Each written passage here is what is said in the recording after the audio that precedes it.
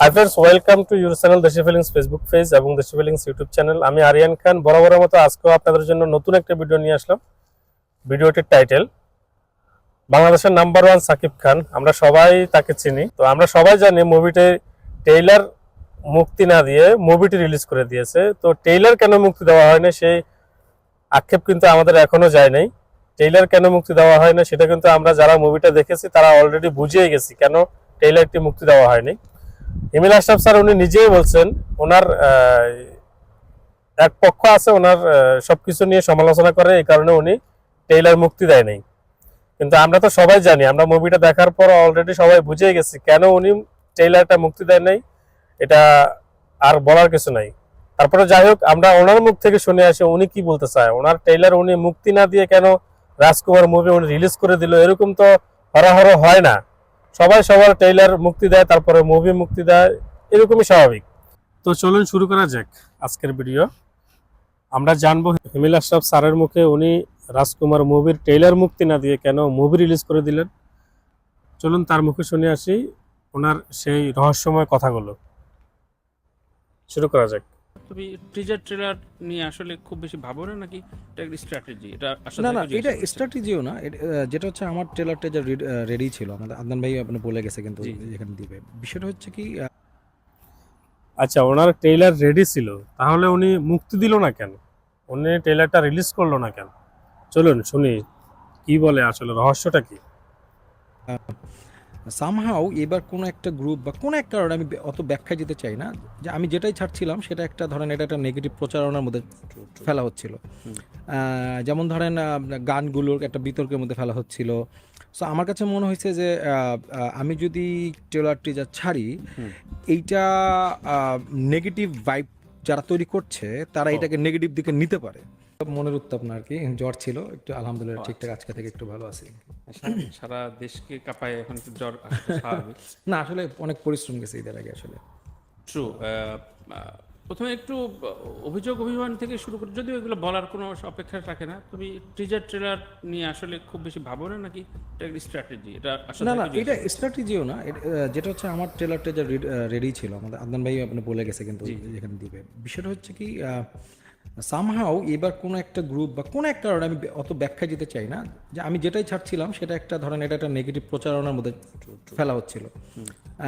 যেমন ধরেন গানগুলোর একটা বিতর্কের মধ্যে ফেলা হচ্ছিল।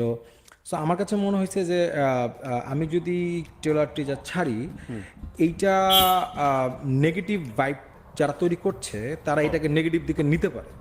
সো আমি অনেক চিন্তা ভাবনা করছি, বা আমাদের টিম আদনান আমরা অনেক চিন্তা ভাবনা করলাম যে ঠিক আছে, আমরা এটা ছাড়াই যাই, দেখি কি হয়। কারণ আমাদের আসলে কন্টেন্টের উপর একটা জোর ছিল, বাট স্টিল আমার ট্রেলারও রেডি ছিল, টিজারও রেডি ছিল।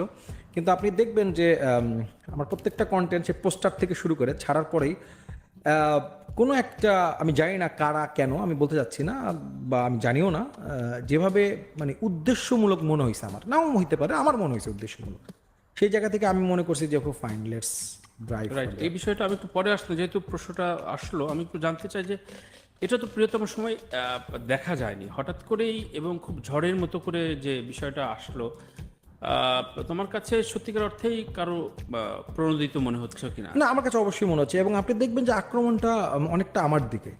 হ্যাঁ, এখানে শাকিব খান নিয়ে কোনো কথা হচ্ছে না, এখানে আশাদ আদনান নিয়ে কোনো কথা হচ্ছে না, হিমেল হটাও। আপনারা সবাই হিমেল আশরাফ স্যারের কথাগুলো মন দিয়ে শুনবেন, রহস্যটা আপনারা নিজেরাই বের করতে পারবেন।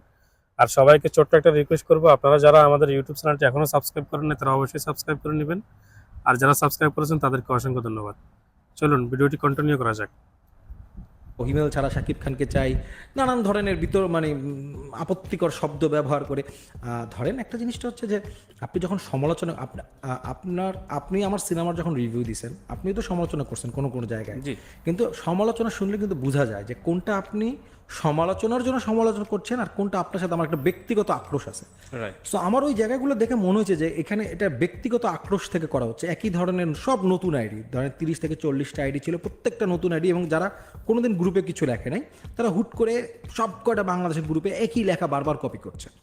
সেইটা আমার কাছে উদ্দেশ্য প্রণোদিত মনে হয়েছে, এবং আমার আসলে ওই সময়টা ছিল না এটা ব্যাখ্যা দেওয়া বা এই করা। সো আমি যেটা করছি এটা থেকে আমি আসলে এড়াই গেছি, এবং আমার বিশ্বাস ছিল যে সিনেমাটা রিলিজের পরে হয়তো এদের কথা টিকবে না, এবং সেটা অনেকটা হয়েছে। একদমই, মানে সাকসেস স্টোরির পরে আসলে জবাব কিছু হতে পারে না। জি। তারপরও যদি জানতে চাই যে যে গানটির শুরু হয়েছিল সেই গানটির বিটস মিলে নাই, লিপস মিলে নাই, এই ধরনের নানান রকম কন্টেন্ট আমাদের চোখের সামনে আসছিল। গানটা মোটা দাগে আমার কাছে এভারেজ লেগেছে, কিন্তু এই সব সমালোচনাগুলো মানে দেখেন, গানটা নিয়ে আপনি সমালোচনা, আমি যেটা বললাম, করতেই পারেন। গান আমি বলছি না খুব আহামরি ওই গানটা, ওই গানের টার্গেট অডিয়েন্স আসলে এই ফেসবুকের ছাড়া ছিল না। ওই গানটার আমাদের যারা একটু ইয়াং জেনারেটিক মনে করেন, যারা মানে একটু ফুর্তি করে, আমার একটু আপনি ইভেন আপনি এখন হলে যান, ওই গানটা থেকে তো নাচতেছে মানুষ। হ্যাঁ, এডিটটা নিয়ে যেটা হয়েছে যে এক্সপেরিমেন্ট করতে যে ওয়ার্কআউট করে নাই সামহাও। এখন আমার কথা হচ্ছে যে আপনার প্রত্যেকটা কন্টেন্ট যে আপনি আসলে ঠিকটাই করবেন তা না। আমি তো মানুষ, দিন শেষে আমার ভুল হতে পারে, আমার পছন্দ আপনার পছন্দ নাও মিলতে পারে, কিন্তু সেটা না মিললে আপনি আচ্ছা, উনি এখন বলতেছেন যে সামন আমি মানুষ, ভুল আমারও হতে পারে। এতক্ষণ উনি বলে আসছেন যে সমালোচনা করতেছে একটা গ্রুপ, ওনাকে নেগেটিভ ভাবে বলতেছে, এই কারণে উনি এড়িয়ে যাচ্ছে সবকিছু। আসলে এগুলোর কোনো, চলুন কন্টিনিউ করা যাক। করতে পারেন না। আপনি বলতে পারেন, আপনি আমার সিনেমা নিয়ে কথা বলতে পারেন, আপনি আমার কন্টেন্টের রুচি নিয়ে কথা বলতে পারেন, কিন্তু আমাকে যেভাবে আক্রমণ করা হয়েছে সেটা আমি একটু অবাক হয়েছি আর কিছু। তার মানে হিমেলকে অনেকে খুবই ঈর্ষা করে এখন এই আমি জানি না ঈর্ষার জায়গা থেকে কিনা, কিন্তু মানে সামাও কেউ চাচ্ছে না যে আমি ভালো করি বা আমি সিনেমা করি, এরকম মেবি। কিন্তু এইটা আসলে এইভাবে বলাটাও খুব ইয়া লাগে। যাই হোক, হোয়াট এভার ইট ইজ, আপনি দেখেন, এটা প্রত্যেকটা ক্ষেত্রে আছে। তানভীর ভাই, আপনার জায়গা থেকেও হয়তো আপনাকে কেউ পছন্দ করবে, কেউ অপছন্দ করবে, এটা কোনো বিষয় না, এটা হইতেই পারে। কিন্তু দিন শেষে আমরা মানুষ, তো খারাপ লাগে যে থাকে না আর কিছু। তো পরপর দুটা ব্লকবাস্টার দেওয়ার পর আসলে কেমন লাগে? মানে এটা আমার জন্য আসলে স্বপ্নের মতো তানভীর ভাই। হ্যাঁ, শ্বশুর বাড়িতে অনেক দাম পেয়ে যায়।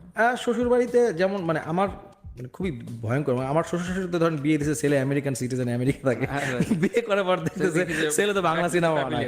এখন ওনারা পড়ছে বিরাট বিপদে, বিয়ে দিয়ে দিছে, কিছু বলতেও পারছে না। আমার বউ বিষয়টা এরকম যে কি ব্যাপার, তুমি দেখলাম আমেরিকা, তুমি প্রবাসী, এখন ওনাদের খেজুর আলাপ শুরু হয়ে গেছে।